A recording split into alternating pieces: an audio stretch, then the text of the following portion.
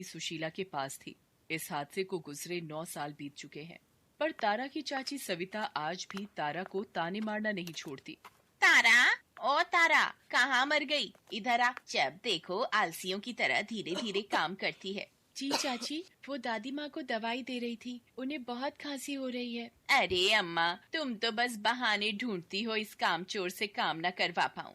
बहू, क्यों बिन माँ बाप की बच्ची के पीछे पड़ी रहती हो? थोड़ी तो तरस खा लिया करो। अम्मा, तुम इसकी तरफदारी करना बंद करोगी? अभी मुझे पूजा के बापू के लिए रोटी भी भिजवानी है। जा तारा, ये रोटी देकर आ बागान पर अपने चाचा को, और जल्दी आ जाना। कभी दोनों चाचा भतीजी फिर से गाना मत शुरू कर देना। तारा के चाचा का बागानों में खेती का काम था। बागानों का मालिक जिसकी मजदूरी के पैसे देता था। तारा अपने चाचा को रोजाना बागान पर दोपहर की रोटी देने जाती थी। तारा का चाचा मुकेश भी तारा को बहुत प्यार करता था। तारा को गाना गाने का शौक था। मुकेश ने तारा को बताया कि उसे अपने पिता से ही ये शौक मिला है। मुकेश तारा के साथ मिलकर गाना गाता था। तारा की आवाज बहुत ही सुरीली थी, पर सविता को तारा के गाना गाने से नफरत थी। सविता चाहती थी कि तारा गाना न गाया करे। एक दिन सविता अपनी बेटी पूजा के लिए नई फ्रॉक लाई और बोली, पूजा, ये ले तेरी नई फ्रॉक। कल जन्माष्टमी। मैंने देखा है भिखारी तो गागा कर पैसा कमाते हैं, पर तू तो रो रो कर पैसा कमा रही है। चल कोई गाना सुना पहले, फिर मिलेंगे पैसे, ठीक है? दोनों व्यक्ति तारा की मजबूरी का मजाक बनाते हैं। तारा को अपनी दादी के लिए पानी लेना था, इसलिए वो गाना गाना शुरू करती है। यशोमती मैया से बोले नंद लाला, यशोमती मैया से बोले नंद लाला, राधा क्यों गोरी मैं क्यों काला, राधा क्यों गोरी मैं क्यों काला। अरे आवाज तो तेरी बड़ी मीठी है लड़की है। चल इसी बात पे ये ले 25 रुपए, जा अपनी दादी को पानी पिला दे जा।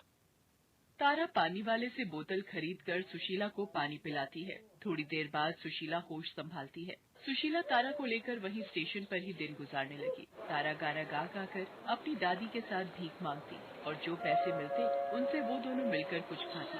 सुशीला तारा को सविता के चंगुल से तो छुड़ा लाई थी, पर अब वो अकेली बूढ़ी क्या करती। अनजान बड़ा शहर था मुंबई उन दोनों के लिए। धीरे धीरे दिन बीतने लगे। एक दिन तारा भीख मांगते हुए वही गीत दोहरा रही होती है। एक आदमी एक औरत के साथ ट्रेन से उतरता है। वो तारा को गाना गाते हुए सुन लेता है। यशोमती मैया से बोले नंद लाला, यशोमती मैया से बोले नंद लाला, राधा क्यों गोरी मैं क्यों काला। भावना, ये इतना सुरीला गीत कौन गा रहा है? आवाज वहाँ से आ रही है, आओ देखते हैं। बेटी, ये वो गीत तुम ही गा रही थी? जी बाबूजी। एक बार मेरे लिए दोबारा वही गीत गुनगुनाना।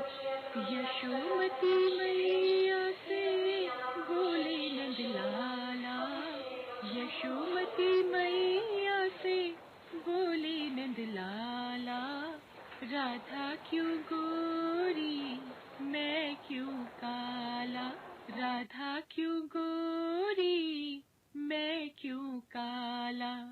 बहुत सुंदर और मीठी आवाज है तुम्हारी। तुम कहाँ रहती हो बेटी? बेटा, ये मेरी पोती है तारा। हम यही स्टेशन पर ही रहते हैं। यहाँ स्टेशन पर गीत गाकर भीख मांगती है ताकि हमारा गुजारा हो सके। मेरा नाम नवीन है और ये मेरी पत्नी भावना है। मैं एक म्यूजिक कंपनी चलाता हूँ। नई आवाजों को मौका देना मुझे पसंद है। नई प्रतिभा लोगों के सामने आनी चाहिए। आपकी पोती की आवाज सचमुच बहुत ही अच्छी है। मैं इस आवाज को लोगों के कानों तक पहुंचाना चाहता हूं। आपको एतराज ना हो तो मैं आपको अपने स्टूडियो ले जाना चाहता हूं। भावना, मैं चाहता हूं कि ये बच्ची एक सफल गायिका बने। बेटा, ये तुम कैसी बातें कर रहे हो? मेरी पोती की आवाज पूरी दुनिया सुनेगी। ये एक दादी के लिए बहुत ही गर्व की बात है। सुना तूने तारा, तेरी आवाज अब लोगों तक पहुंचेगी, वो भी इनकी वजह से। मेरी बच्ची तारा। ठीक है साहब, हम चलने को तैयार हैं। चल बेटी तारा। नवीन और भावना सुशीला और तारा को अपने घर ले आते हैं। सुशीला उन दोनों को सारी आपबीती सुनाती है। भावना उन दोनों के लिए रहने का इंतजाम करती है। धीरे धीरे तारा को अभ्यास के द्वारा पूर्ण शिक्षा देकर नवीन तारा की आवाज में एक गीत लोगों तक पहुंचाता है। तारा की आवाज लोगों को बहुत पसंद आती है और हर तरफ तारा की तारीफ होती है। सोशल मीडिया भी सिर्फ तारा की खबरों से भरा हुआ था। हर अखबार बस यही खबर छाप रहा था कि किस तरह एक भिखारिन बनी गायिका। नवीन और भावना भी तारा के लिए बहुत खुश थे। माता जी, आपको पता है तारा ने तो कमाल कर दिया है। हर तरफ बस तारा की आवाज की तारीफ हो रही है। ये आप दोनों की मेहरबानी है बेटी। आज आपने मेरी बदकिस्मत कही जाने वाली तारा को किस्मत वाली तारा बना दिया। आपका ये एहसान हमेशा रहेगा बेटी। माताजी, ये सब तारा की आवाज का जादू है जो इसे ये मुकाम मिला। कल टीवी पर तारा का इंटरव्यू है तो हमें समय से पहुंचना है भावना। तारा को तैयार करने की जिम्मेदारी तुम्हारी है। उधर शिमला में जब मुकेश वापस आता है तो माँ और तारा को ना पाकर दुखी होकर उनकी तलाश में कई महीनों तक दर दर भटकता है। एक दिन चाय की दुकान पर वो अखबार में तारा की फोटो देख लेता है और मुंबई जाने के लिए निकल पड़ता है। शहर पहुंचकर वो बाजार में दुकानों पर लगे टीवी में तारा को देखता है। वो खुशी से फूला नहीं समाता और रोने लगता है। स्टूडियो का पता पूछते हुए वो नवीन से मिलता है। नवीन उसे तारा और सुशीला से मिलवाता है। अम्मा, तारा, मैंने आप दोनों को बहुत ढूंढा पर आप दोनों मुझे नहीं मिले। ये तो मैंने अखबार में तारा की फोटो छपी देखी तो यहाँ तक पहुँचा। माँ, मुझसे क्या गलती हो गई थी जो आपको घर छोड़ना पड़ा? नहीं बेटा, बस वो समय ही खराब था जो हमने ये कदम उठाया। चाचा, मुझे आपकी बहुत याद आ रही थी। चाची और पूजा नहीं आए आपके साथ मुझे मिलने? भूल जा अपनी चाची को, वो तेरी चाची कहलाने लायक नहीं है। नहीं मुकेश, तू बहू को ऐसे अकेला छोड़कर नहीं रह सकता। कितने महीनों से वो भी तेरे लिए परेशान होगी। चाचा, मुझे चाची और पूजा के पास ले चलो। मुकेश सुशीला और तारा को शिमला लेकर जाता है। नवीन और भावना भी उनके साथ जाते हैं। सविता का रो रो कर बुरा हाल था। मुकेश के जाने के बाद वो बिल्कुल अकेली हो गई थी। सविता जैसे ही मुकेश के साथ सुशीला और तारा को देखती है वो रो पड़ती है। चाची देखो, मैं आपसे मिलने आई हूँ। मुझे आपकी बहुत याद आ रही थी।